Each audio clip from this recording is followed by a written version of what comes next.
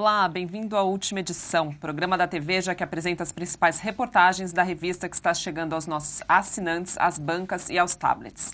Esta semana, o assunto da capa de Veja é a Lava Jato. Antes de tratarmos desse assunto, vamos fazer uma conexão com o Rio de Janeiro para falar da crise no Espírito Santo, com o editor Tiago Prado.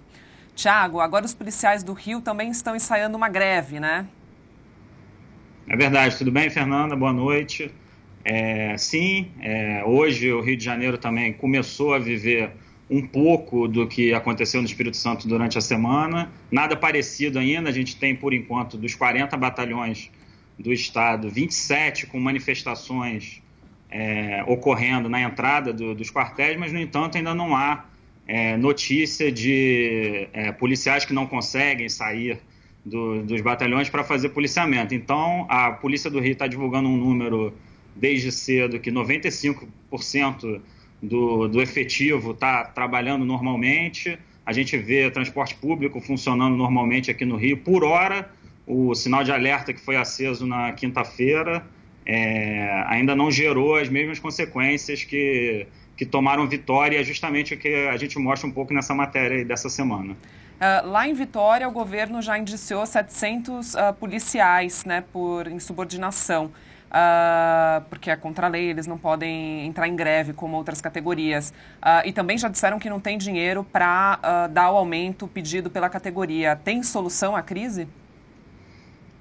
Eu espero que tenha solução, né? De fato, a gente mostra um pouco nessa matéria que o governo Paulo Artung, ele decidiu fazer uma política, né, junto à polícia, de não estabelecer esse diálogo. A gente conta um pouco na matéria exatamente isso, que já havia um indício de que haveria esse tipo de manifestação desde a semana passada. O governo, há 7 anos, ele não reajusta o salário dos servidores, dos profissionais de segurança com aumento real. O governo até apresenta um argumento consistente, que é o seguinte: a gente está num período também de crise. O movimento apresenta uma reivindicação de aumento de 47% do salário, do aumento de salário real, assim, de aumento real do salário. Quer dizer, é uma situação muito complicada o governo conseguir atender essa demanda. E a gente também mostra um pouco que o Espírito Santo é um estado que também sofreu muito, assim como o Rio de Janeiro, com a questão da crise dos royalties do petróleo. A própria crise econômica no Brasil afetou a arrecadação de ICMS. O Paulo Artung, durante o mandato dele, de fato, fez o dever de casa. Mas agora essa fatura na segurança está sendo cobrada. Então, por hora, a situação em Vitória melhorou um pouco, mas ainda é um barril de pólvora aquilo. É difícil a gente prever muito o que vai acontecer no futuro. Tiago, aqui é o Pedro. Eu vi ali a reportagem e tem várias cenas que a reportagem da Veja presenciou ali, né, ou narra, de assaltos nas ruas, de moradores em pânico dentro das casas. Esse clima de tensão em Vitória não teve no Rio ainda, certo?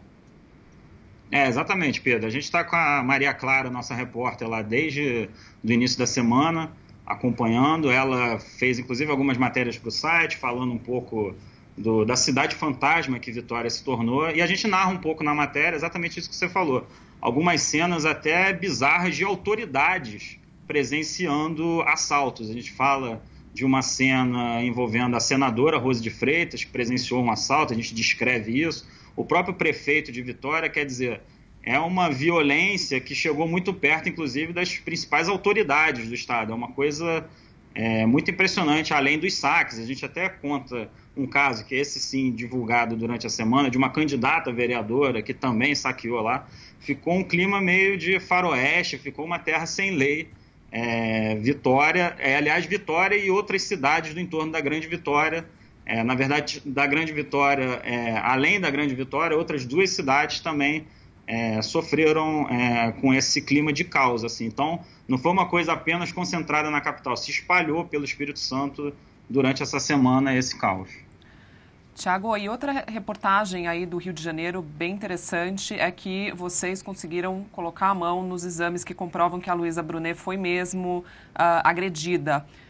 Conta um pouco pra gente, assim, quais eram esses exames e o que eles mostram. Isso, eu e a chefe da sucursal aqui do Rio, a Mônica, a gente está com esse caso apurando desde dezembro. A gente mergulhou no processo que o empresário Lírio Parisotto responde, acusado pelo Ministério Público por agressão a modelo Luiza Brunet, né, com base na Lei Maria da Penha. O que a gente mostra de novo nessa reportagem? A gente conseguiu acesso a alguns exames de imagem, né, a tomografia que estava fora desse processo, então a gente traz à tona essa tomografia que mostra exatamente as 4 costelas fraturadas da Luiza Brunet. A gente também descreve na matéria um laudo do Instituto Médico Legal que trata do olho dela roxo, aquela famosa foto divulgada no ano passado. E eu acho que o principal da matéria, além de trazer essas novidades para o processo há 3 dias da audiência, há 2 dias da audiência decisiva, né? Na próxima segunda-feira vai ter uma audiência muito importante desse caso, o Lírio vai depor e as testemunhas dele também vão depor, então a gente está trazendo, há poucos dias do caso, essas novas evidências, mas além disso a gente tenta mostrar, numa matéria bem grande, o que foram os 4, 5 anos de convívio desse casal, um convívio muito turbulento. A gente mostra outras brigas, a gente mostra outros episódios onde ocorreram agressões, testemunhada por várias pessoas. A gente conversou com muita gente que conhecia o casal, então acho que vale a pena dar uma lida para entender um pouco o enredo de brigas e de paixões, e enfim, desse casal nos últimos 5 anos. Ficou bem legal a matéria. Legal, Thiago. Obrigada mais uma vez pela sua participação aqui na última edição e um bom final de semana para você. Falou, Fernanda. Obrigado. Abraço, Pedro. Tchau, Thiago. Bom, e aqui em São Paulo estou com Pedro Dias Leite, que sempre vem à última edição, para falar finalmente da capa que ficou para o fim nesse programa. Pedro, Lava Jato, parece que então tudo indica que tem de fato uma confabulação aí no governo para dar uma parada nas investigações. Conta não só no governo, Fernanda. A reportagem feita pela sucursal de Brasília, pelo Daniel Pereira, Larissa Borges e o Rodrigo Rangel, ela conta aí dessa enorme ofensiva que está se armando contra a Lava Jato. Talvez a mais séria desde que a operação começou há quase 3 anos. Tem ali os eventos mais óbvios, que são a nomeação do Alexandre de Moraes para o Supremo, o foro privilegiado por Moreira Franco e outras discussões de bastidores. A reportagem é interessante que ela joga a luz justamente sobre essas discussões de bastidores. Tem um ministro palaciano muito próximo do Temer que afirma, obviamente em off, como a gente diz, ou seja, sem se identificar, assim, chega de plurismo. Ou seja, inclusive a metáfora que é usada para abrir a reportagem é essa: o governo Temer meio que rasgou a fantasia, já que a gente está tão próximo do carnaval. Antes tinha ali sempre um temor do que a opinião pública ia pensar, do que a opinião pública não ia pensar, e agora acabou isso. Eles estão tomando todas as medidas possíveis para, de fato, é o que outra pessoa também fala, e também off na reportagem, não é uma luta de poder, é uma luta pela liberdade, porque sabem que o avanço da operação vai colocar praticamente tem todos grandes eles, chances, é isso. O presidente da CCJ é o senador Edson Lobão, que é investigado pelo Odebrecht. 11 dos integrantes dessa comissão, que, se o leitor não sabe, é a mais importante do Senado e tem o objetivo justamente de sabatinar o futuro ministro do Supremo, Alexandre de Moraes, são investigados pela Lava Jato. Ou seja, primeiro eles vão ouvir e aprovar o Alexandre de Moraes. Depois o Alexandre de Moraes, em seguida, vai ouvir e aprová-los. Além disso... E, aliás, já teve um ensaio, né? Porque num barco de um senador já teve uma prévia com o Edson... Uma chalana, né? Além disso, tem um desmonte sendo feito para a própria força-tarefa da Operação Lava Jato. Um dos sucessos da Lava Jato foi o fato de que essa equipe de Curitiba era muito qualificada, tanto na Polícia Federal quanto no Ministério Público. Gente que se dedicou a estudar esse tema da lavagem de dinheiro, da corrupção transnacional, etc. E tem vários delegados-chave da Polícia Federal que estão sendo transferidos. É aquela coisa, é uma promoção.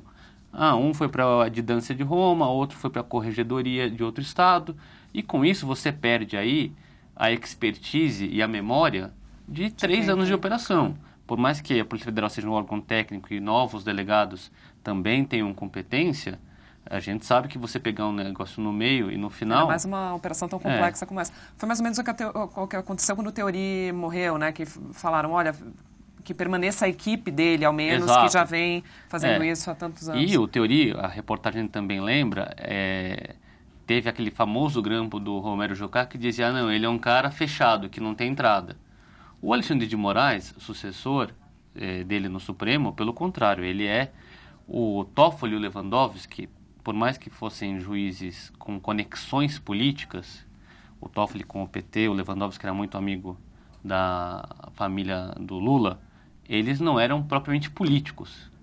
O Alexandre de Moraes não, é político, ele foi filiado ao PMDB, PSDB, tem uma longa trajetória política aí, não dá para dizer que é mais complicado. Agora, tem sempre a chance de o PMDB e o PSDB, que é o parceiro dele nisso, quebrarem a cara como o PT quebrou lá atrás, né? Isso que eu ia te perguntar, Pedro. Assim, a gente já, na história do Mensalão, Dilma e Lula também acharam que iam conseguir, de alguma forma, barrar as investigações e não foi o que aconteceu. Você que cobre isso há tantos anos, assim, que diferenças você enxerga? Você começou dizendo que acha que é a mais grave operação aí para calar a Lava Jato. No que você acha que se difere? Eu acho que sim. Primeiro que agora é um ataque de vários lados, né? Tem esse ataque no Senado, com os principais... É bom a gente lembrar também que o novo presidente do Senado, Eunício de Oliveira, aparece na delação do Odebrecht como índio. O novo presidente da Câmara, Rodrigo Maia, como Botafogo. E foi acusado na semana passada de receber 1 milhão da OAS para Caixa 2 para apoiar projetos de empreiteiro. Ou seja, os 2 cargos mais altos do Senado estão na mão de investigados da Lava Jato que tem todo o interesse em abafá-la. A CCJ, a mesma coisa. No governo, tem tanto a indicação da Alexandre de Moraes para o Supremo, ou seja, o Poder Judiciário, o Poder Legislativo, e o Moreira Franco ganhando o foro privilegiado num processo que é muito semelhante ao que a Dilma tentou fazer com o ex-presidente Lula. Para completar tudo isso, e acho que isso é uma coisa importante quando a gente fala muito da população, pela primeira vez, e eu acho que isso que fez o governo rasgar a fantasia, ou botar as mangas de fora, ou qualquer outra dessas metáforas, as ruas estão silenciosas até agora. Sim. A gente via contra o governo anterior uma série de manifestações, de gente indo para as ruas, etc. E agora, por enquanto, não houve uma reação popular a essa série de iniciativas do governo para abafar a Lava Jato. Por isso também que essa eu considero uma das mais perigosas. Em relação ao Supremo, tem sempre um equilíbrio ali que é o seguinte. Por um lado, o cara que chegou lá como Alexandre de Moraes tem que agradecer a quem o indicou. Por outro, o Supremo é um cargo vitalício do qual a pessoa só se aposenta aos 75 anos se quiser. Ele tem 48 ou 49, tem mais 20 e tantos anos. Quem chega naquela cadeira tem uma preocupação muito grande com a biografia. Certo. O Toffoli, todo mundo achou que ia ser um funcionário do PT no Supremo quando foi indicado, e salvo algumas decisões que podem ser vistas como favoráveis aos interesses do partido, foi duro com o integrante do partido, mesmo no julgamento do Mensalão. Tá. O Alexandre de Moraes é mais político ainda do que era o Toffoli, do que era o Lewandowski. A gente vai ter que ver aí nas próximas semanas, porque parece que a indicação dele vai ser rápida, como é que vai ser o desempenho dele. E só mostra, para finalizar, que a Lava Jato é de fato a preocupação principal do governo, que Alexandre de Moraes era, agora é licenciado, o ministro da Justiça, e o ministério dele virou da Justiça e da Segurança Pública. Na semana em que o Espírito Santo está nesse faroeste que o Thiago narrou, o Rio ameaçando, e tem um monte de outros estados quebrados que podem seguir pelo mesmo caminho. Tá. Obrigada, Pedro, mais uma vez. Fernanda. Antes de encerrar, eu só queria chamar a atenção para uma entrevista feita pelo nosso repórter de música, o Sérgio Martins, essa semana, com a cantora Ana Carolina. E, entre outras coisinhas, ela contou para o Sérgio que sai e vai para a cama com as fãs, Pedro. Então, quem quiser saber mais sobre a vida da Ana Carolina, ela conta tudo para o Sérgio. Está no site de Veja, na TV, é só entrar lá e dar uma olhada na entrevista.